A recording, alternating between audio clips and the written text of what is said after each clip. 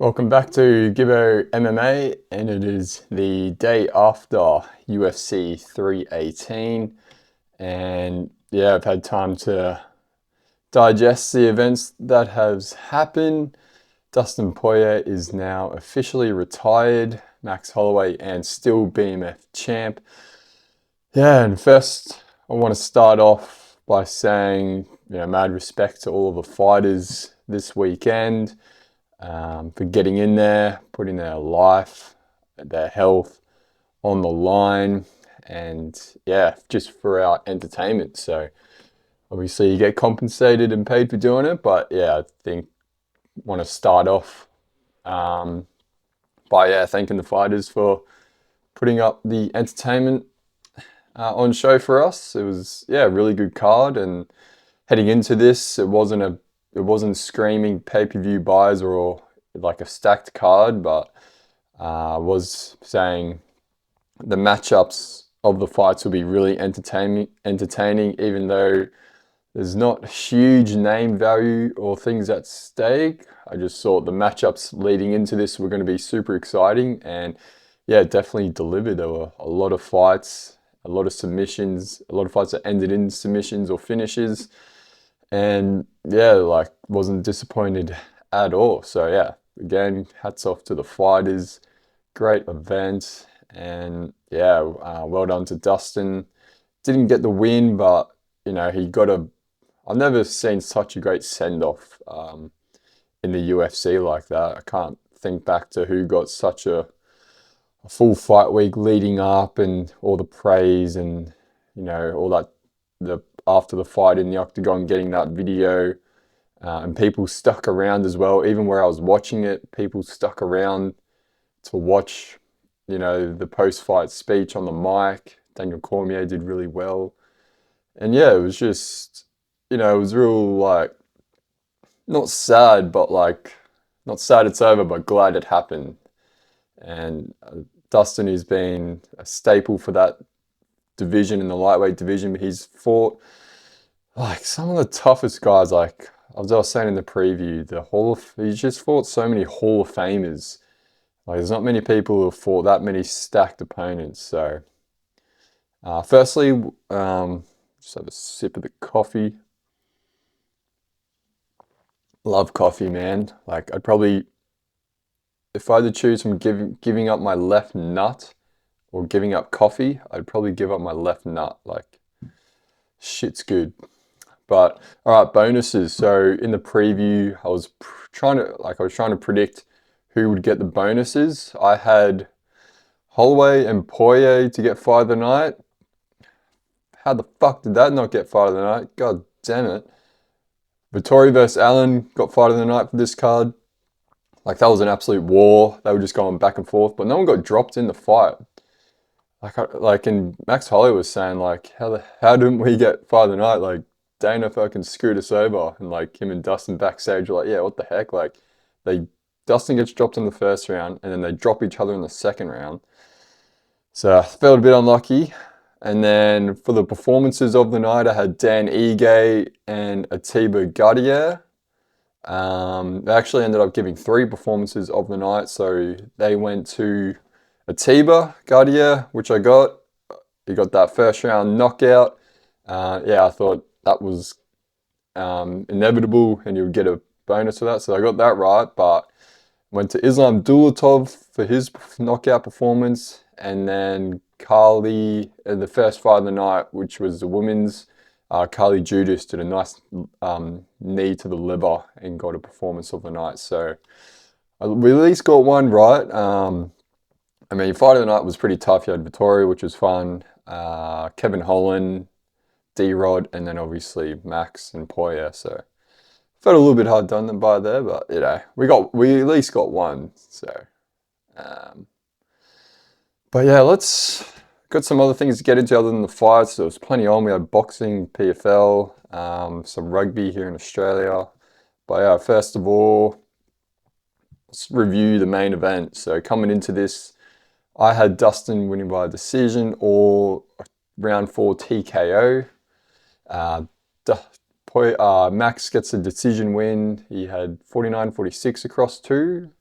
and 48-47 on the other one. So I thought it was, yeah, I definitely thought Max won the decision. Dustin wasn't too happy, felt like it was a lot closer than that, which, yeah, I could see, because every time Dustin did hit Max, it was more impactful and noticeable, whereas Max was just more volume as he does. And I think just on the optics of all that, he got the decision on the scorecards. First round, Dustin gets dropped.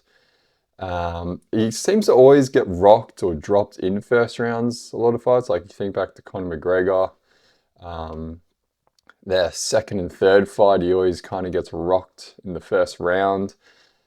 So when that happened, I was like, I was like, oh shit, please don't be over. But you know, he got back into the fight, and I was like, yeah, this is kind of what Dustin does. Max looks so quick in there. Like, tell you what, like his speed, you could definitely tell the speed difference. And then, yeah, second round, Max drops Dustin again. He survives it, but then comes back and then flurries over Max and ends up dropping him. And almost, you know, it looked like he was almost going to get him out of there.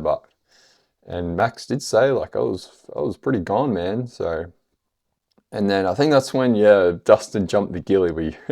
We finally thought, you know, we knew he was going to at least do it at some point, and he did it then. Could he, if he had just stuck to trying to, you know, get a TKO? I don't think, I think Max was pretty recovered by then, but, you know, he jumped it, and that's what makes up Dustin is, you know, he does shit like that, and, you know, it's entertaining. He was paying $13 for a submission, and, you know, I couldn't not help myself. So when he jumped it, I was like, oh my gosh, like, please get it.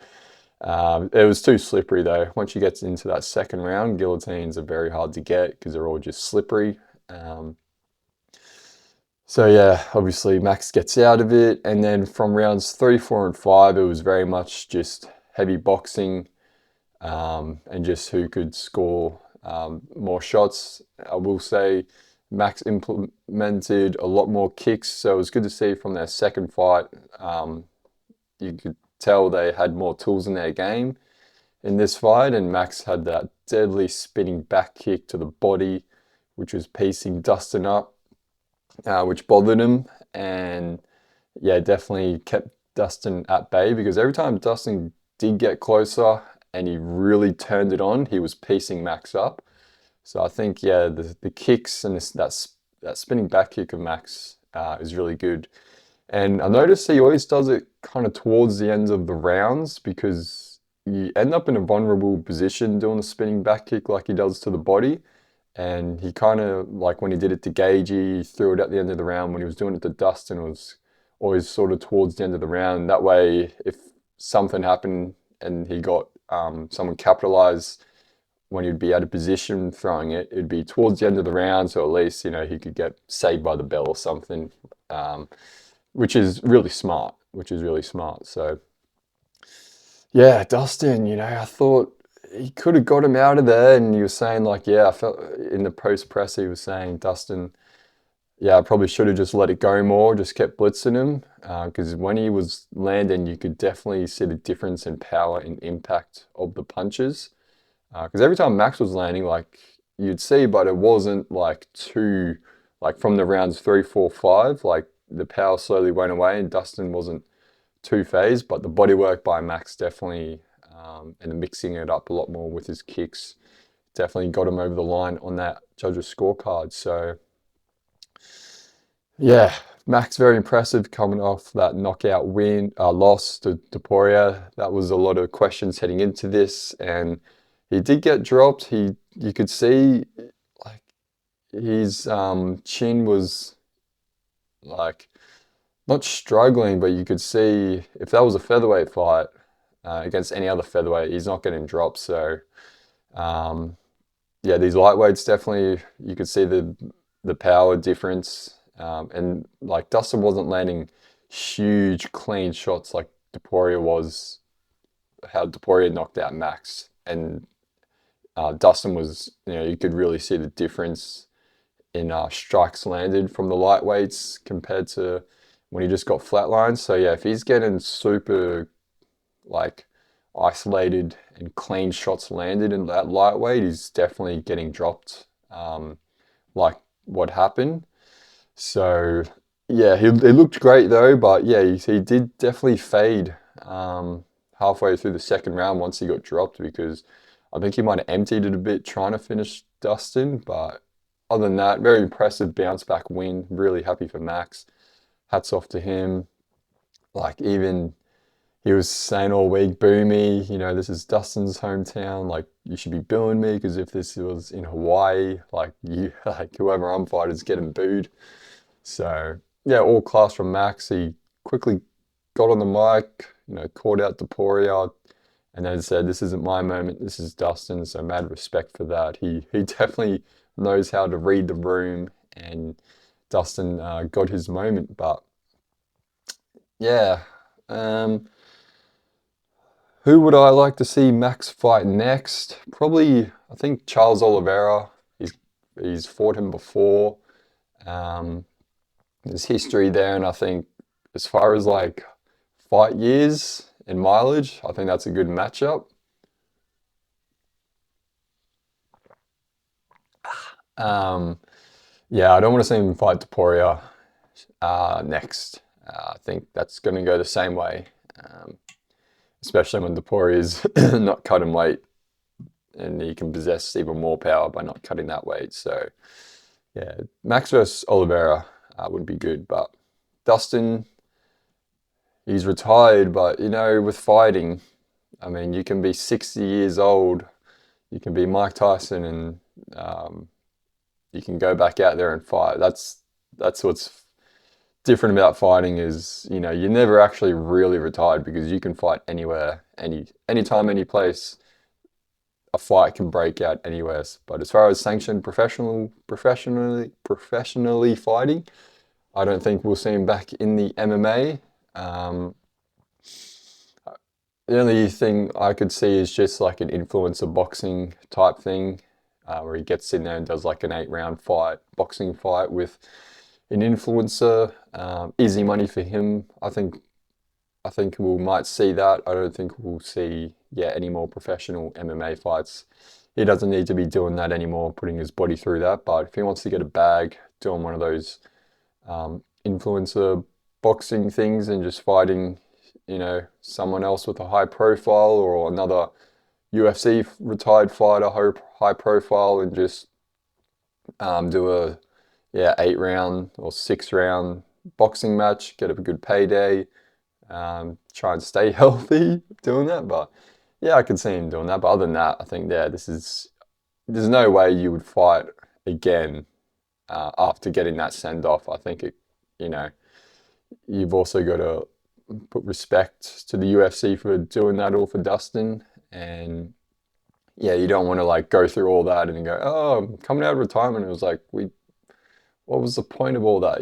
So yeah, happy for Dustin. He's definitely a great role model for any fighter or person, as far as like adversity and growing, and not and just being yourself. So I definitely take a lot from Dustin from that. Would love to meet him one day.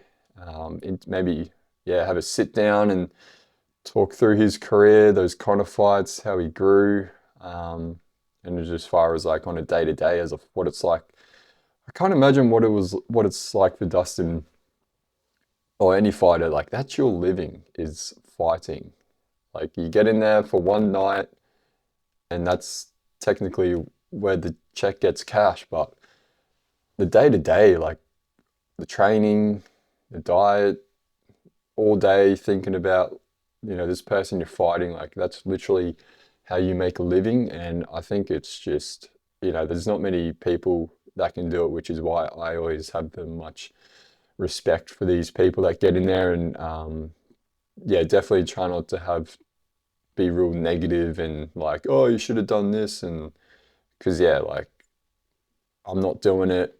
Any other pundit or content creator who hasn't fought, like, I think there should be more of a positive spin on this than, trashing on them, because we don't have any idea what it's like every day waking up going like, "Oh, I got to prepare for a fight." Like, to make a living. So yeah, I definitely always will say my honest truth and opinion, but it's never ill will. But yeah, as far as, yeah, always trying to end with a positive note on, even when talking about fighters, because it's different. Like, you don't play fight, you know, you do, you compete, and they're warriors. And yeah, you play basketball, you play football, but yeah, you don't play fighting. It's a bit different. And you play tennis, you play soccer, um, you don't play fighting, which is why, doing this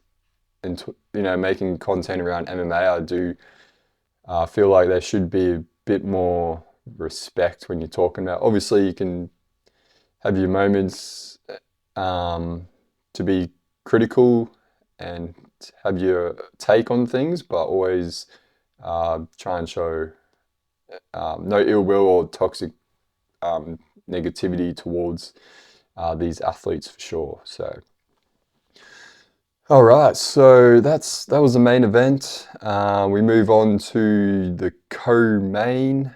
Paulo Costa versus Roman Kopylov. Paulo Costa gets the decision win. Heading into this fight, I couldn't believe Costa was an underdog. I said it in the preview. Easy money. It was almost a 3-1. I got him at 275. Easy money. I was just like, who's Paulo Costa fought? Who's Roman fought? How have they looked at those fights? One's coming off Paulo Costa was coming off a 2-fight loss, but those were to two former champs, Bobby Knuckles, Robert Whittaker, and Sean Strickland. And then Roman Kopylov, he was coming off a TKO win against Chris Curtis and a split decision against Cesar Almeida. And if you watch that Chris Curtis fight, the guy had to do some gamesmanship, crafty, not cheating, but, he did some low blows, eye pokes to slow down the fight because he was getting gassed and pieced up by Chris Curtis. He ended up head kicking Chris, but I'm like, if you're struggling against Chris like that, I was like, there's no way you're beating Paulo Costa. So the betting lines were definitely off there, and I definitely capitalized. I hope you guys did. Paulo Costa, they said a vintage performance. I feel like he did that against Whittaker and Strickland, but those are just really good guys. So this step down, I was like, this is definitely a good matchup for him. He's not going to get wrestle fucked, and he, yeah, did excellent kicks. He dropped Kopylov at one stage. He did gas in that third round a bit, but because he was putting out such a high pace. But yeah, well done to Paulo Costa. Good mic work calling out Khamzat Chimaev, who's fighting DDP next pay-per-view. So keep chasing that fight because yeah, it definitely would bring a lot of views. So if Khamzat wins, I don't think he gets it, but if Khamzat loses, that's a great fight to make.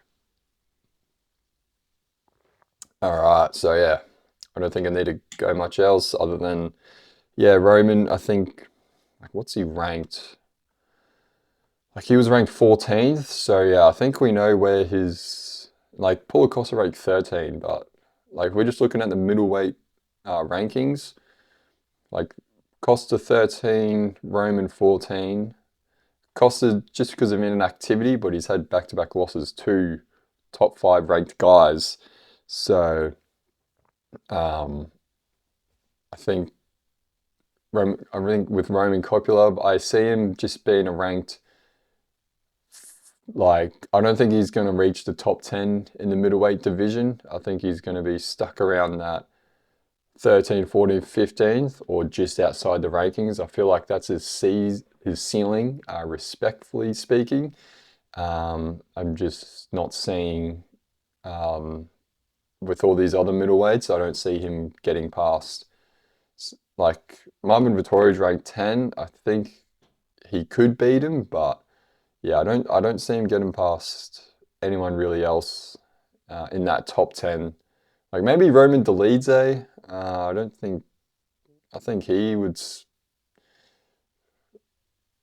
Yeah, I feel like Roman, we've seen his ceiling a bit. I think he's going to be. I hope I'm wrong.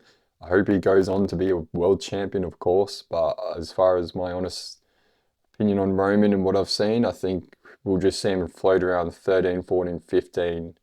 I think he would get a shot at top 10 guy down the track if he can put some wins together, but he'll be fighting, I think he'll be a gatekeeper to the rankings at this point. But yeah, so now we move on to probably one of the most exciting and roller coaster of fight of the card. D-Rod gets the win over Kevin Holland. Decision win. This fight was back and forth, entertaining. These guys left it all out on the line. Crazy grappling exchanges, submission attempts, knockdowns. D-Rod had Kevin Holland rocked, I think it was in the second round, almost finishes him. And then third round, D-Rod looked a bit labored from trying to finish Holland. Holland comes out and ends up rocking D-Rod and trying to piece him up. Like the tables turned. And then I'm like, because I had Holland winning this fight, I was thinking he was going to get another Das Anaconda choke of some sort or a split decision. So when Kevin started going for those chokes in the third round after he had D-Rod pieced up, I was like, oh, here we go. But it just didn't go. Way too slippery. He couldn't, get good enough grip to get the submissions, and both just gassed. So well done to D-Rod for getting the win. It's just so tough and durable, D-Rod. Yeah, great. Like, I honestly thought that would have got fight of the night. But I think, yeah, D-Rod said he took this on quite short notice, but he's on a 3-fight win streak now. And looking at the rankings for the welterweight division, let's see, Daniel Rodriguez. He's not, yeah, so Daniel's not even ranked in the welterweight division. So he could potentially get a ranking.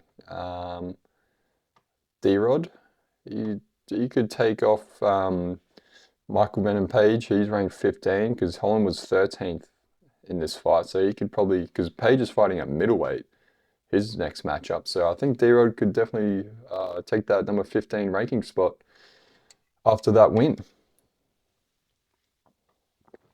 And we'll keep going through. So yeah, fun fight. Kevin, that was his 4th fight of the year. Like, is it because he's maybe too labored or too active?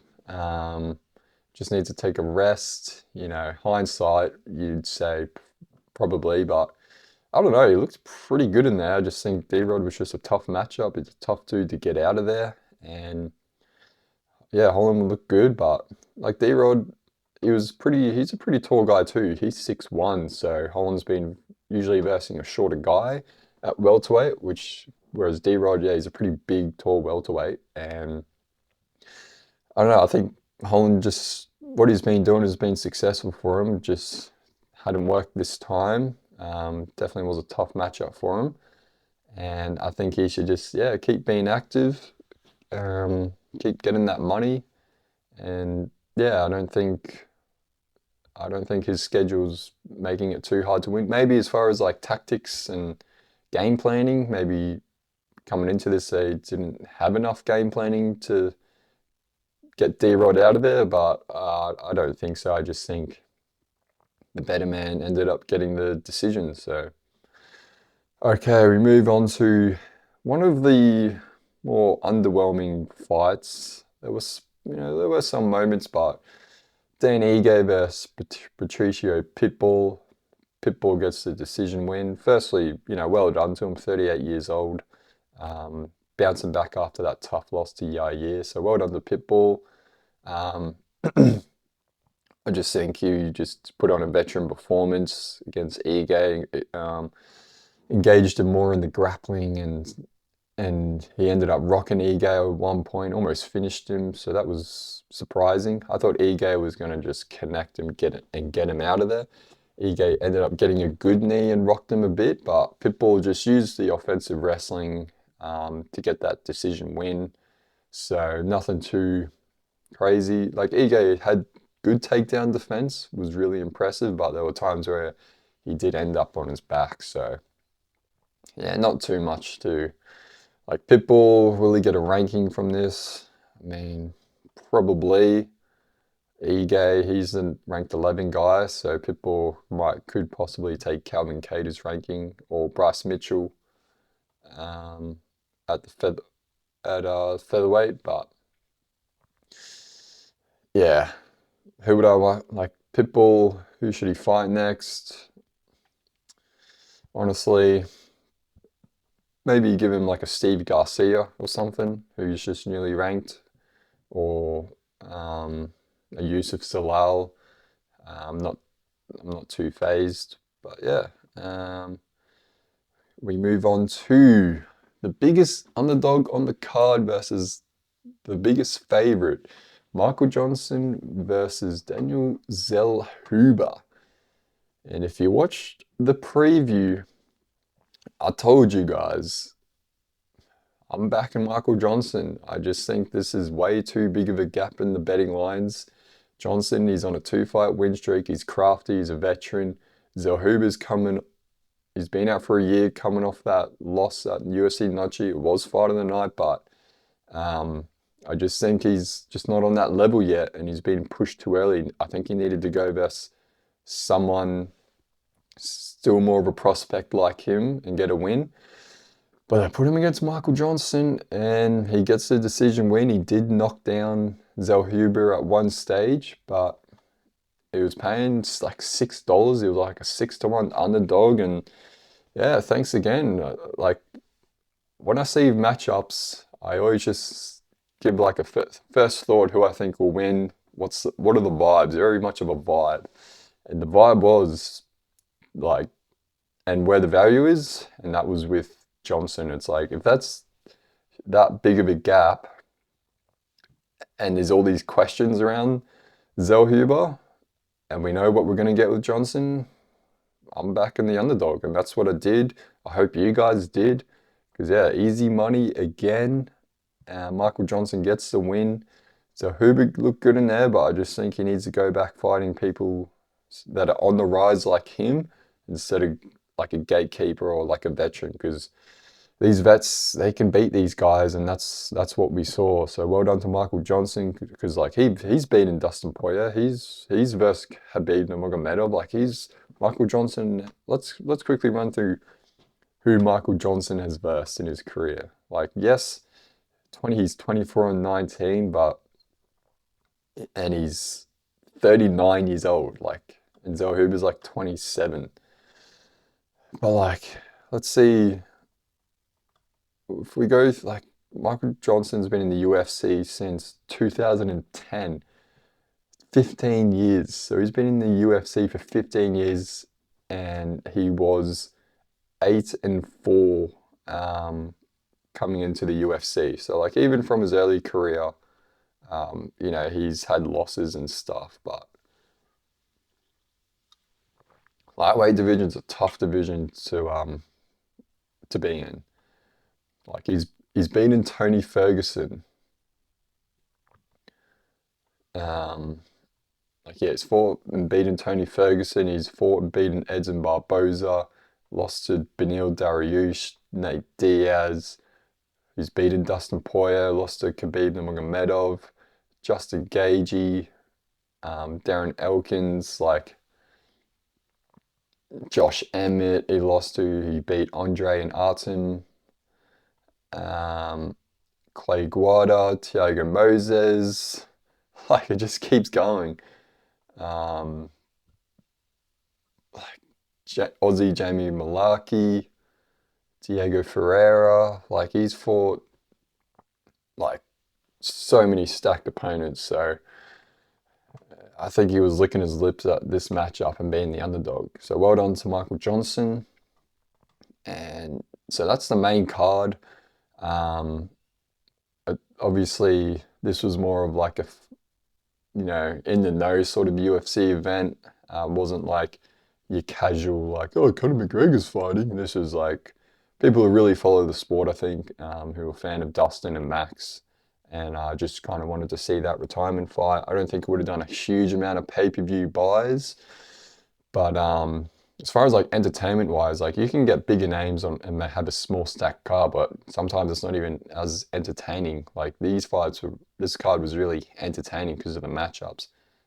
but the only thing was like no big name value or anything. But at the end of the day, like it's fights, and you can have big names put on really boring fights. Not like Israel Adesanya. He's been on he's had these big pay-per-view events, main event, and if you want to go waste your time, go watch Izzy vs Yoel Romero and Izzy vs Jared Cannonier. Like sometimes, and it's not his fault. Like it's just the styles. A lot of styles don't make entertaining fights. It takes two to tango. So, and it's not Izzy's fault they were boring fights, because you know how he's going to fight. It's up to the guy to try and knock him out. And yeah, they just never really had any answers. So, whereas these were all great stylistic matchups for an entertaining fight.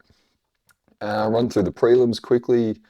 Anlin gets his win over Vettori. Vettori's still not been finished in his career. He's taken so many shots. I don't know how, but Brendan Allen looked great. He gets the win.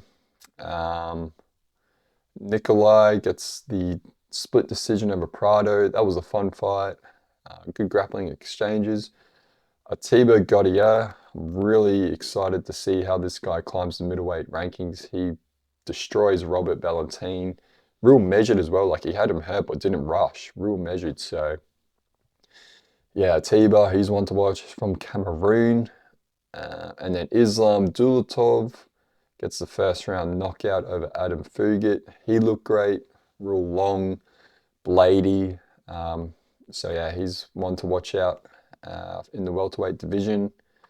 Jimmy Crute is back in the win column after 4 years. He got the submission armbar. So really happy for the fellow Aussie to get back in the win column, because he was saying like he's pretty much been learning on the job. Like he's had one amateur fight, he was saying, and just jiu-jitsu comps. And other than that, just doing jiu-jitsu comps. So other than that, as far as MMA fighting, he's just been learning on the job, essentially, in the UFC. So like, yeah, so he had 6 pro fights on Hex Fight Series over the span of 2 years. And then he got Dana White, and he went 6-0. And then he went Dana White Contender Series, won that 7-0. And then 2018, his UFC debuts against Paul Craig and gets a Kimura over him. So he made his pro debut in 2016, and he was saying one amateur fight before that. So he's only 29. I was saying his title run starts now, but yeah, I think I think his stand-up, he's still rushing in a bit and getting caught. So, and with these light heavyweights, I think he should just start taking him down and trying to submit him. I think that's the way to beat him, because a lot of these guys are just more stand-up fighters once you get in the heavier divisions and lacking the grappling. So I think maybe starting to see that shift of like, if I just can get these guys down to the ground, I'm way better there, instead of trying to knock them out, because I think like that's where his losses have come from. TKO against Anthony Smith with that leg kick. Jamal Hill, who went on to be a champ, knocked him out. And that Alonzo Menafield loss, he lost by guillotine, was a weird one. But yeah, I think that's the game plan. Get these guys down into the jiu-jitsu and start submitting them. Because he's a good fighter, tough guy. So just got to start playing to those strengths. Ryan Spann, he gets a submission win over Lucas. Thought that would have been a knockout, but he gets the guillotine. Bruno Ferreira looked great. I thought Jackson McVeigh was going to win, just being the longer guy, but Ferreira gets the armbar, just dominated him on the ground. And then, yeah, the ladies to start off with, Cully Judas gets that knee in the last round over Nicole gets the win. So yeah, that's UFC 318. We can shut it up, lock it away. Will this ever get talked about again, this fight card? I only think it would just be around Dustin Poirier. retirement. I don't think anything else will really get mentioned. Nothing too crazy happened. I thought there was going to be some more holy shit moments, but I didn't get any of that on this card. No holy shit moments like, oh, whoa, like shook in my seat. Um, it was just, it was just fun and entertaining. But yeah, there was outside of UFC, there was still plenty happening. I tell you what, they tried to stretch us thin in the boxing world and MMA. Like they were spreading the fans thin. We had PFL in Cape Town, South Africa. Johnny Eblin gets submitted, loses his O. Probably one of the best comebacks of the year contender. Dakota Dicheva, sorry. She continues her undefeated record, gets the win. But yeah, other than that, yeah, PFL had a card on, and then there was plenty of boxing. We had Usyk knocks out Dubious. Usyk becomes two-time undisputed heavyweight champ now, has all the belts again. Definitely might go down as one of the greatest modern day boxers of all time.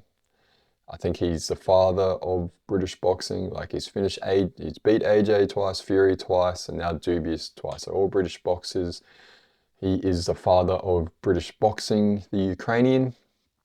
Then I saw, fuck's sake, Jake Paul in the octagon. Like, what is this guy doing in there? Seriously, like, stay out of it. Like, go do your influencer thing. That's great, but stop getting in there with these professional, serious boxers, like who you know you're gonna get cleaned up against. Like, I talked about the whole clout chase thing, and don't hate the player, hate the game, but this is like, I know with the name and now I'm talking about it, but it's mainly just like, come on, like you're not gonna fight Usyk. Like, yes, he brings a lot of attention and eyes to things just because of the polarizing image he has. But like when you see him trying to jump ahead of like Australia zone, Jai Opetaia in the cruiserweight division, trying to say, oh, he's going to fight Ramirez, and then you see him in there with Usyk, and you're just like, oh man, like stop, like you already know what the result, and you're not going to fight him. But like as far as the whole attention clout chasing, I understand the fight game, but like you just seriously like just getting a little bit over it. I think a lot of fans are getting over it. Like stop all bark. It's just all bark, really. Like, look who he's fighting. When he finally fought a pro fighter in Tom Fury, he lost. Like, and Tom Fury's not that great. Like, I can't remember the last time Tom Fury fought anyone. So Jake Paul is getting better. Like, he is like obviously good, but you put him up against actual pro fighters in a division, he's getting cleaned up. So again, it's prize fighting. If it makes money talks, like Jake Paul's, that's what he is. You don't have to be the greatest at something, but if you bring eyes and attention, a lot of that kind of goes out the window. But when it comes down to like, you just know it's not going to happen, and you just know like you're going to lose, and everyone knows, but you're in there just for a clout chase. Yeah, it kind of annoys me because there should be other people like Joseph Parker, who is the next guy in line from New Zealand, heavyweight boxer, who should be getting that attention. And that WBO has just said that's the mandatory fight to make for Usyk. And it's just like, get this fucking Jake Paul guy. He keeps taking other people's shine who deserve it and work hard and actually fighting heavyweight boxers. Like, so yeah, enough on that. Get him out of there. Only put him in there with people who's actually going to fight. But then we had Manny Pacquiao. He got a majority draw decision in his fight. I mean, I don't know why Manny's still fighting. He's 46 years old, so he fought Floyd Mayweather over 10 years ago, 2015 And even then, you know, being what, 36 years old, his arm was already busted. Like Dustin Poirier is 36 and he's just retired. So obviously, like Manny, he's an 8 division world champion. But yeah, I just found it surprising. But what was good thing about him fighting is it built up the profile for the co-main, which is Fondora versus Tim Tszyu, son of Costa Tszyu. And Sebastian Fandora, he's 6'5", 6'6", and he makes 154 pounds. Tim Tszyu is like 5'10", 5'9".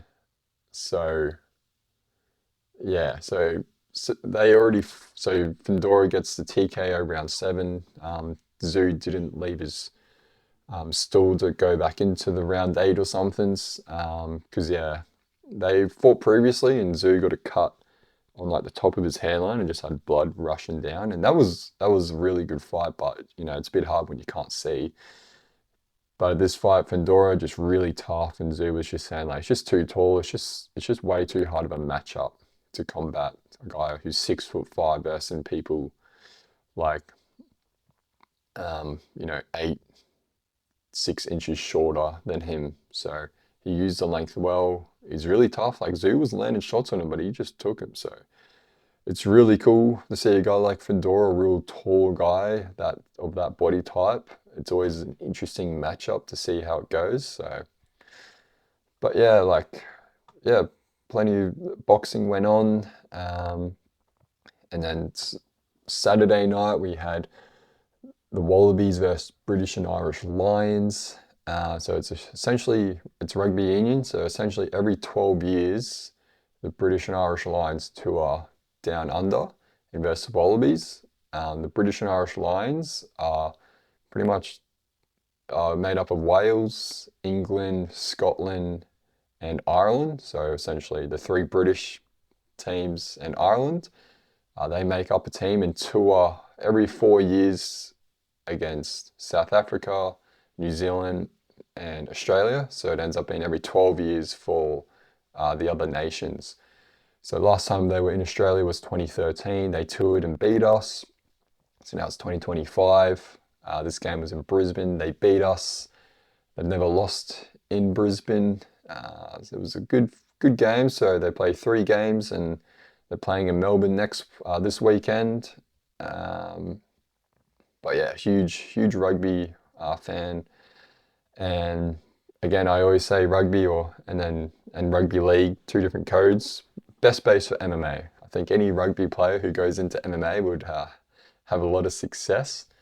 As far as rugby league, NRL, my team Titans, Gold Coast Titans, on the bottom of the ladder. They lost. Yeah, pretty depressing stuff. Got a great team, but just can't put it together, and might be getting the wooden spoon, which is tough scenes. So, yeah, like you think of with your team that you support, and when they're losing, it definitely makes it a lot tougher. But I'll still watch it. I think everyone knows what it's like. I mean, unless you support a team that's got a dominant dynasty. Yeah, so it always sucks to see, your team can do a lot better and they just shit the bed. So, and that's also the Wallabies, we got some of the best players, like we got some of the best ball runners, backline players, but it always just ends up being the ruck and the breakdown. We just get beaten out discipline, and it's the same with the Titans. Discipline, got some of the best athletes in the game in our team and just can't put it together. So yeah, so I'm not sure. I think I'll just wrap it up there. We move on to UFC Abu Dhabi. Rainer DeRitter takes on Bobby Knuckles Whitaker in Abu Dhabi. That's a great fight. I'm looking forward to that because if RDR wins, he might get the winner of DDP and comes out Chimaev. So yeah, that wraps up UFC 318. Let me know in the comments your thoughts on the event. Who who you thought should have got fight of the night. Like D-Rod and Kevin Holland, that was a fun fight. And Holloway, yeah, let me know who you think should have got fight of the night outside of Vittori. And yeah, what's next for Max? I think Charles Oliveira. What's next for Paulo Costa? And yeah, let me know your thoughts about the boxing that happened, and yeah, whether you guys also follow the rugby union and league. But yeah, happy days. Yeah, be sure to like, subscribe, follow Gibbo MMA. But yeah, man, let me know your thoughts on the event, and we'll keep rolling. I might do RDR versus Bobby Knuckles breakdown, give you more of a storyline and background into these guys, especially RDR. People still don't know who he is really, so I'll definitely give more of a breakdown onto that matchup heading into this weekend. So have a good day, guys, and I'll speak to you again soon.